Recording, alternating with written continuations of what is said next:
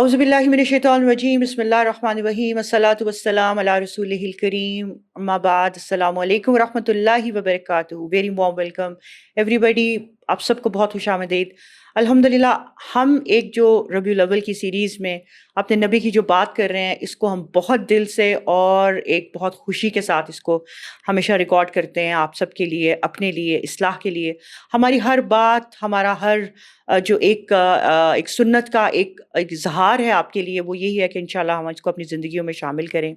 آج ہم اس سیریز اس ایپیسوڈ میں جو بات کرنا چاہ رہے ہیں وہ یہ ہے کہ ہمارے نبی کا رویہ، ایٹیٹیوڈ، ان کا رسپانس، ان کا ریاکشن خوشی اور غمی میں کیسا ہوتا تھا. آپ کس طرح رسپانس دیتے تھے، کس طرح ریئیکٹ کرتے تھے، آپ دوسروں کے ساتھ کیسا رویہ رکھتے تھے. اور یقیناً یہ سب ہماری زندگیوں میں بھی سب خوشیاں اور یہ غم اور پریشانیاں آتی ہیں. ہم سب کو پھر ان کی سنت سے ریلیٹ کرتے ہوئے ہمیں کس طرح کے ساتھ اپنے آپ کے رویوں کو بدلنا ہے. انشاءاللہ تعالیٰ آپ کا ہر ایکشن، ہر رویہ، ہر رسپانس ہمارے لیے ایک سنت ہے جس کو ہمیں اپنانا ہے. آج انشاءاللہ ڈاکٹر آسیہ بھی ہمارے ساتھ موجود ہیں. ہم پھر سے انشاءاللہ مل کے ڈسکشن کریں گے اور مل کے اس کے بارے میں بات کریں گے. اللہ تعالیٰ ہمیں سمجھنے کی بھی توفیق عطا فرمائے اور سب سے بڑی بات ہمیں عمل کرنے کی توفیق عطا فرمائے. آمین یا رب. السلام علیکم ڈاکٹر صاحب. وعلیکم السلام ورحمۃ اللہ. ڈاکٹر صاحبہ ایک بہت ہی لطف آتا ہے جی اس کو بات کرتے ہوئے. آپ بھی دیکھتی ہیں کہ یہ چیز ہمارے لیے کتنی ایک ایسے لگتا ہے کہ آپ کے دل سے آواز نکل رہی ہے، اور پھر ساتھ ایک افسوس اس بات پہ ہوتا ہے کہ ہم پتہ نہیں کیا کہیں، کہ ہم کیا اپنے آپ کو انلکی کہیں یا کمزور کہیں کہ ہم کیوں ان سنتوں کو اپنی زندگیوں میں شامل نہیں کر سکتے. کیا ظاہر ہے شیطان روکتا ہے ہمیں. تو بہرحال اللہ تعالیٰ ہمیں توفیق بھی دے. تو جیسا میں نے ذکر کیا ڈاکٹر آسیہ، آج بات کرتے ہیں کہ ہمارے نبی کے جو بہت سارے آئے میرے خیال سے، خوشیاں انہوں نے دیکھیں، انہوں نے پریشانیاں بھی دیکھیں، تو ان کا کیا رویہ ہوتا تھا، کچھ ایسا ڈسکس کر لیتے ہیں. الحمد للہ وحدہ والصلاۃ والسلام علی من لا نبی بعدہ. نبی کریم صلی اللہ علیہ وسلم کا یا ہمارے دین کا جو خوشی کے بارے میں ایک اپروچ ہے وہ بڑی واضح ہے اور بڑی وہ اوپن ہے. نبی کریم صلی اللہ علیہ وسلم جو ہیں وہ ایک شادی کے پاس سے گزرے تو اللہ کے رسول نے سیدہ عائشہ سے کہا کہ عائشہ کوئی گیت، کوئی خوشی وغیرہ وہ کہاں گئی چیزیں، کیونکہ انصار کو تو یہ چیزیں بہت اچھی لگتی ہیں. اور عبداللہ بن عمر سے کہا کہ ابھی ارفدہ، تم جو ہے نا ان کو منع نہیں کرو یہ خوشی منانے سے، کیونکہ میں چاہتا ہوں کہ یہود دیکھیں کہ ہمارے دین کے اندر نرمی ہے اور لطافت ہے، ہم اوپن ہارٹڈ اور خوشگمان لوگ ہیں. تو یہ ہے کہ آپ کا اپنا سیدنا انس رضی اللہ عنہ کہتے ہیں کہ میں نے کبھی بھی آپ کے چہرے کو نہیں دیکھا کہ اس پر مسکراہٹ نہ ہو، اور جب آپ صلی اللہ علیہ وسلم کو خوشی ہوتی تو آپ کا چہرہ جو ہے وہ چاند کی طرح چمک اٹھتا. اچھا، یہ جو لفظ اضاء القمر جو ہے نا، یہ 2-3 صحابہ نے اپنے اللہ کے رسول صلی اللہ علیہ وسلم کے بارے میں ڈسکرپشن جہاں پہ دی ہے وہاں پہ اس کو ذکر کیا ہے. ابو ہریرہ نے بھی کہا کہ آپ صلی اللہ علیہ وسلم جب خوش ہوتے تو آپ کے چہرے کے اوپر ایک سرخی اور ایک چمک آ جاتی، اور وہ چاند سے بھی زیادہ جو ہے وہ چمکنے لگ جاتا. تو اور یہی جو معبد نے جب آپ کا حلیہ بیان کیا تو انہوں نے بھی یہی بات کہی. تو حقیقت یہ ہے کہ تذکرہ حبیب بہت ہی محبوب ہے، اور یہ ہے کہ آپ صلی اللہ علیہ وسلم خوشی کا اظہار بہت ہی کھلے دل سے کرتے. مجھے جب آپ خوشی کی لفظ بول رہی تھیں تو مجھے 7ویں ہجری میں جب فتح خیبر کے بعد جعفر بن ابی طالب جو کہ بالکل اوائل عمر میں ہی حبشہ چلے گئے تھے، اور پھر وہاں سے جو سیدنا علی کے جو بڑے بھائی تھے، اور کیا ہوا کہ پھر جب حالات ٹھیک ہو گئے مدینہ میں تو وہ حبشہ سے دوبارہ ہجرت کر کے جو ہے مدینہ میں آ گئے. اس وقت تک فتح خیبر ہو چکی تھی. اللہ کے رسول صلی اللہ علیہ وسلم کی خوشی جو تھی وہ دیدنی تھی. آپ نے ان کا اتنی محبت سے استقبال کیا اور منہ سے کہا مجھے نہیں پتا کہ مجھے فتح خیبر کی زیادہ خوشی ہے یا مجھے جعفر کی آمد کی زیادہ خوشی ہے، قدوم ان کی آمد کی زیادہ خوشی ہے. اور پھر جب جعفر کی شہادت ہوئی تو آپ صلی اللہ علیہ وسلم جنگ موتا میں ان کی شہادت ہوئی. پھر اللہ کے رسول صلی اللہ علیہ وسلم کے گھر تشریف لے گئے، ان کی بچیاں آ کے آپ سے لپٹنے لگ گئی. آپ صلی اللہ علیہ وسلم کی آنکھوں سے آنسو آنے لگے، کیونکہ ابھی آپ غم کا بھی ذکر کر رہے تھے، موتیوں کی طرح آنکھوں سے بہنے لگ گئے. اور آپ نے کہا کہ آل جعفر کے لیے کھانے کا انتظام کرو، آج کا دن ان کے لیے بہت مشکل. تو جہاں تک خوشی ہے، ظاہر ہر انسان کی زندگی میں اللہ تعالیٰ وَأَنَّهُ هُوَ أَضْحَكَ وَأَبْكَى، رلاتا بھی وہی ہے، ہنساتا بھی وہی ہے. فتح مکہ پہ نبی کریم صلی اللہ علیہ وسلم کی خوشی کون سا وہ لائف لانگ اچیومنٹ تھی جس مکہ میں آپ کو رہنے نہیں دیا گیا، اس مکہ کو آپ فاتح کی حیثیت سے جو ہے وہ فتح کر رہے ہیں. وبلد وہ ہے نا وبلد الامین، اور کیا ہے کہ آپ اس میں داخل کیسے ہو رہے ہیں، خوشی کے ساتھ کیسے داخل ہو رہے ہیں کہ آپ کا سر جھکا ہوا ہے، آج آپ کی اونٹنی کا جو کوہان ہے اس کے ساتھ ٹچ کر رہا ہے، بار بار رہا ہے. کوئی دنیا کا فاتح ایسے داخل نہیں ہوا اپنے مفتوح شہر میں، اور اس کے ساتھ جو ہے آپ اللہ کا ذکر کر رہے ہیں، اللہ کی تسبیح بیان کر رہے ہیں، اور ساتھ کے حق آ گیا اور باطل چلا گیا، باطل کو جانا ہی تھا. تو اسی طرح ہم جب دیکھتے ہیں عیدیں ہیں ہمارے ہاں، کچھ ایک سرٹیفائڈ ڈیز ہوتے ہیں جن میں ہم نے لازماً خوشیاں منانی ہوتی ہیں. اسی میں ڈاکٹر صاحب مجھے ایک چیز یاد آ گئی، سوری ٹو انٹرپٹ یو، آپ نے فتح مکہ کی بات کی تو مجھے یاد آ گیا کہ آپ ایک تو عاجزی اور انکساری، آپ دیکھیے خوشی کے موقع پر اپنی کوئی اچیومنٹ کا اظہار نہیں، کوئی یہ اظہار نہیں کہ لو دیکھ لو میں آ گیا ہوں، اور پھر آپ یہ دیکھیے ڈاکٹر صاحبہ کہ اس معافی کا اعلان. ہاں یہ زبردست بات کہ خوشی کے اندر آپ صلی اللہ علیہ وسلم نے کوئی پرانے گرجز کو کینے کو انتقام باقی نہیں رکھے، وہ نہیں لیے، اور آپ نے کہا کہ مجھ سے تمہاری کیا ایکسپیکٹیشنز ہیں، تو انہوں نے کہا کہ آپ بہت ایک باعزت بھائی ہیں، ہمیں آپ سے کرامت کی ہی جو ایکسپیکٹیشن ہے. تو کہا کہ ٹھیک ہے، پھر میں یوسف علیہ السلام والی بات کرتا ہوں. زبردست، بڑی کمال کی بات آپ نے یاد دلائی. اب آپ یہ دیکھیے کہ وہاں پہ لوگ ڈرے ہوئے تھے کہ آج تو محمد آ گئے، آج تو ہمارا ہم تو گئے، بالکل ہمارا تو آج تو وہ ہمارے ساتھ ایسا کریں گے کہ وہ ایک ایک چیز کا بدلہ لیں گے. لیکن آپ یہ دیکھ لیجئے اس خوشی کے موقع کے اوپر اپنے رب کی ذات کا انہوں نے وہ معاملہ کیا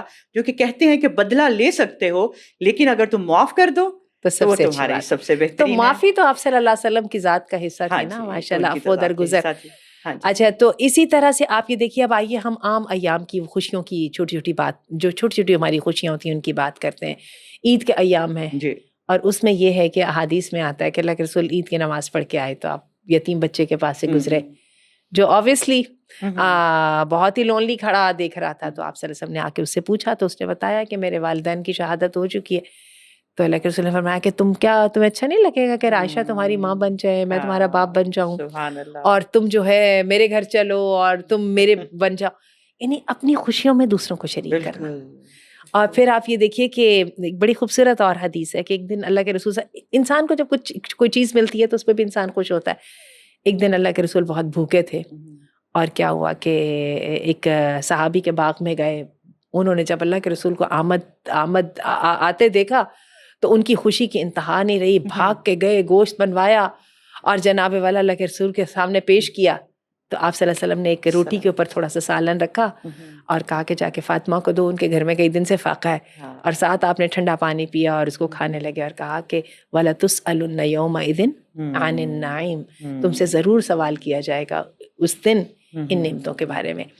آپ کا جو ہے حوصلہ بڑا تھا، سخاوت بے بہا تھی، اور دل بہت بڑا تھا، اور لیکن آپ اپنی خوشیوں کے اندر کبھی بے قابو نہیں ہوئے اور کبھی اپنے آپ کو جو ہے ان چیزوں کے سپرد نہیں کیا جو کہ ہم عام طور پہ خوشیوں کے ساتھ جب خوشی کا موقع آتا ہے تو جو ڈھول تاشے اور جناب فائرنگ اور کیا کیا، اور ہم سمجھتے ہیں کہ آج کے دن تو سب کچھ جائز ہے، تو ایسا کچھ نہیں ہے. تو ہر چیز جو ہے وہ بڑی تھاٹ فل اور میننگ فل، اور یہی وجہ ہے کہ وہ دیکھیے رہتی دنیا تک کے لیے جو ہے وہ آج بھی وہ ماڈل ہے.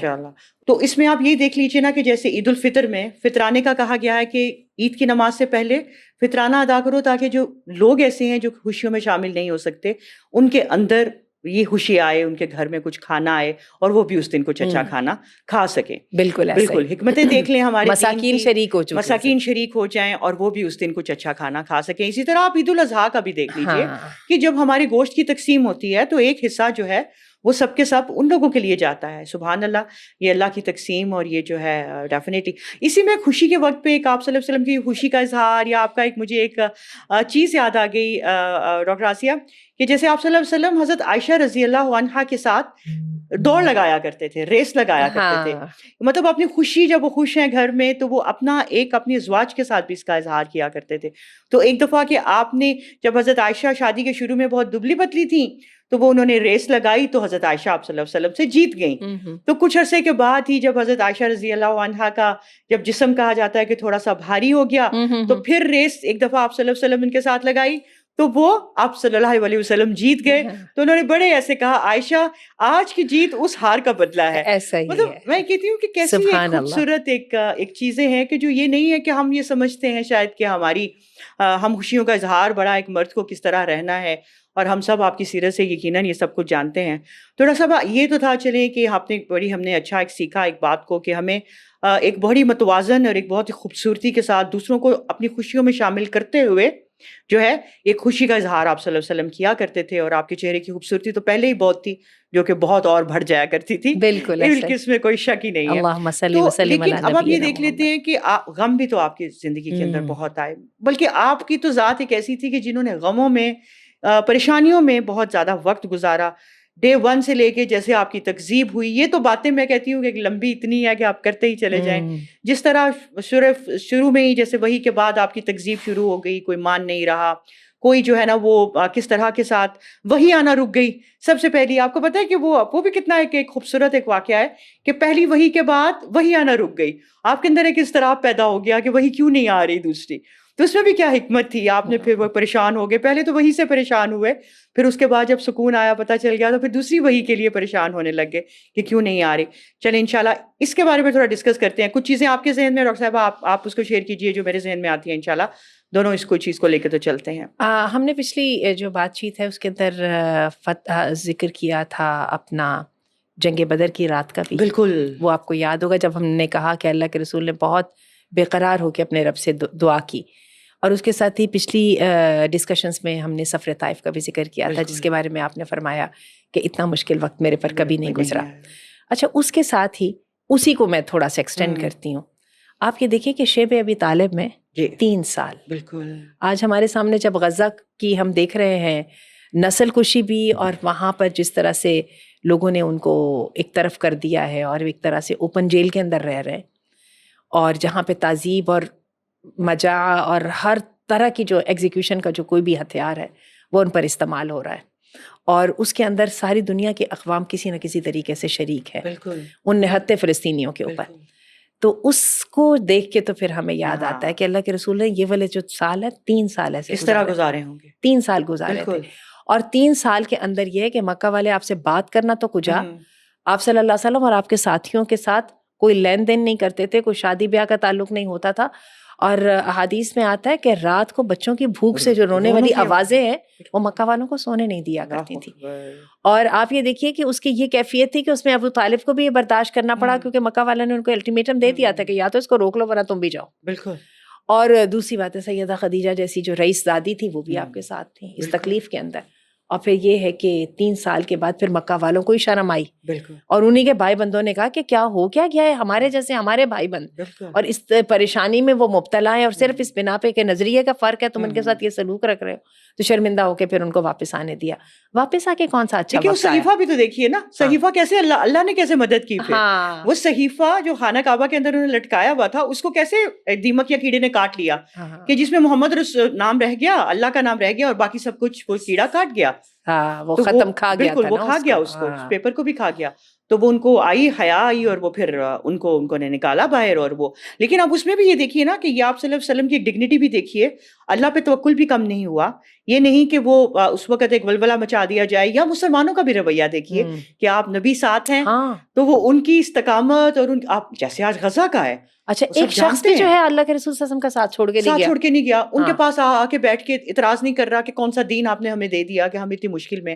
دیکھیے نا آج اگر ہمارے ساتھ کوئی مسائل, اگر ہم سپوز روزی کے مسائل ہیں, لوگوں کے معاش کے مسائل ہیں, کوئی نوکریاں نہیں لگ رہی, لیکن ہم پریشان بہت جلدی ہو جاتے ہیں, اللہ سے توکل چھوڑ دیتے ہیں, یا بہت زیادہ کہتے ہیں نا ناراضگی کا اللہ سے بھی اظہار شروع کر دیتے ہیں. تو وہ ایک ہمارے لیے اگزامپل ہے. پھر آپ اسی سلسلے میں ڈاکٹر صاحب آگے دیکھ لیجئے کہ آگے کیا ہوا. جیسے آپ صلی اللہ علیہ وسلم باہر آئے, عام الحزن, حضرت خدیجہ چلی گئیں, ابو طالب چلے گئے, ایک مطلب غم کے اوپر غم آپ صلی اللہ علیہ وسلم کے اوپر جب وہ آیا تو انہوں نے جو ہے نا وہ کتنی ایک کہتے ہیں نا کہ ایک صبر کے ساتھ اس وقت کو بھی گزارا. اور آپ کے گھر کے اندر آپ کے چھوٹے چھوٹے بچے ماں کے بغیر, بالکل, اور گھر کے باہر اتنی بڑے مسائل آپ کو نظر آ رہے تھے, جو کہ اللہ نے ان کے لیے ایک ابو طالب کی شکل کے اندر رکھا ہوا تھا کہ جو ان کے لیے ایک مضبوط سہارا بنے ہوئے ہوتے تھے. ڈیفینیٹلی سب سے بڑا سہارا اللہ کا ہے, لیکن ان کی مایوسی اور ان کی جو ہے وہ کم نہیں ہوئی. تو اللہ تعالیٰ نے بشارت بھی دی کہ انشاءاللہ تعالیٰ تم بہت جلد ایک بہت بڑی فتح بھی دیکھو گے. اچھا، پھر ایک اور اللہ کے رسول صلی اللہ علیہ وسلم کے جو غمگین دن کا تذکرہ احادیث میں آتا ہے وہ یہ آتا ہے کہ آپ کے جو ماریا قبطیہ سے جو آپ کے بیٹے تھے ابراہیم، جی جی 2 سال کے بچے تھے، اور اللہ کے رسول صلی اللہ علیہ وسلم جہاں پہ وہ کیونکہ عربوں کا رواج تھا نا کہ وہ بھیج دیا کرتے تھے اپنے بچوں کو جو ہے اس میں کھلی ہوا میں صحراؤں میں پلنے کے لیے، تو اللہ کے رسول وہاں پہ جایا کرتے تھے ابراہیم سے ملنے. اور جب وہاں پر گئے اور ایک مرتبہ 2 سال کی تقریباً ان کی عمر تھی اور وہ بیمار ہو گئے اور پھر ان کا نزع کا عالم آ گیا، تو اللہ کے رسول اپنے بچے کی نزع کے عالم میں ان کے پاس تھے. آپ نے ان کو گود میں اٹھایا ہوا تھا اور آپ کی آنکھوں سے موتیوں کی طرح آنسو بہ رہے تھے، اور آپ نے فرمایا کہ جو آنکھ جو ہے وہ اشکبار ہے اور دل بہت غمگین ہے. ابراہیم تیری جدائی بہت تکلیف ہے، لیکن ہم زبان سے وہی کہیں گے جس کو ہمارا رب پسند کرے گا. تو بات یہ ہے کہ غم برداشت کرنا بھی اس حوصلے کے ساتھ، غم تو آتے ہی آتے ہیں، لیکن یہ ہے کہ ہماری یہ آؤٹ لک ہوتی ہے جو کہ ایک چیز کو اوکیشن کو اسپیشل بنا دیتی ہے، اور ایک کو جو ہے بالکل وہ یا تو آپ اللہ کی رضا حاصل کر لیتے ہیں یا آپ اللہ کی ناراضگی حاصل کر لیتے ہیں. اللہم آتی نفوسنا تقواها وزکیها وانت خیر من زکاها انت ولیها ومولاها. یہ نفس کو اللہ تعالیٰ ولا تکلنا الی انفسنا طرفۃ اعین، غم اور خوشی کے موقعوں پر اللہ تعالیٰ ہمیں ہمارے بس اپنے آپ کے حوالے نہ کر دے، بلکہ ہماری وزڈم اور ہماری جو ہے وہ کنٹرول اور جو ڈسپلن ہے جو نا اس پر حاوی رہے. بالکل. آج ہماری زندگیوں کے اندر ہم اپنے معاشرے میں دیکھیں، ہم سب کی ایک ذمہ داری بنتی ہے کہ ہم دیکھیں کہ اموات اور شادیوں یا خوشیوں کے موقع ہر ایک کی زندگیوں میں آتے ہیں، تو پھر ہم یہ دیکھیں کہ ہمارا اور سب سے زیادہ پامالی بھی انہی وقت میں ہوتی ہے ہمارے دین کی اور ہماری سنتوں کی.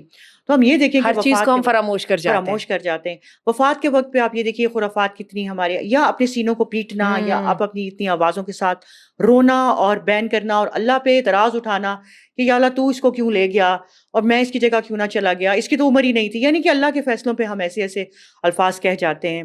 اب آپ نبی کے الفاظ دیکھیے جو اپنے بیٹے کی کہہ رہے ہیں کہ دل غمگین ہے، آنکھوں سے آنسو بہ رہے ہیں، لیکن ہم بات ہمارے منہ سے وہی نکلے گی جس سے ہمارا رب راضی ہے اور ہم اس کی رضا کے اوپر راضی ہیں. ڈاکٹر صاحبہ، اللہ تعالیٰ ہمیں ان سب چیزوں کو سمجھنے کی توفیق دے. کاش ہم یہ سب کچھ سمجھ جائیں.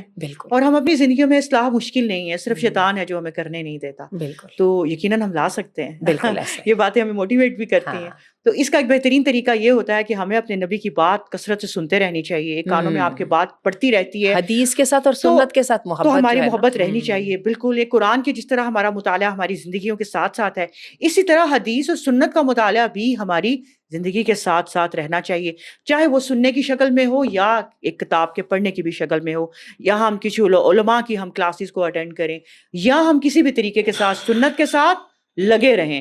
یقین جانیے انشاءاللہ ہم لگے رہیں گے تو بہت کچھ سیکھیں گے. السلام علیکم.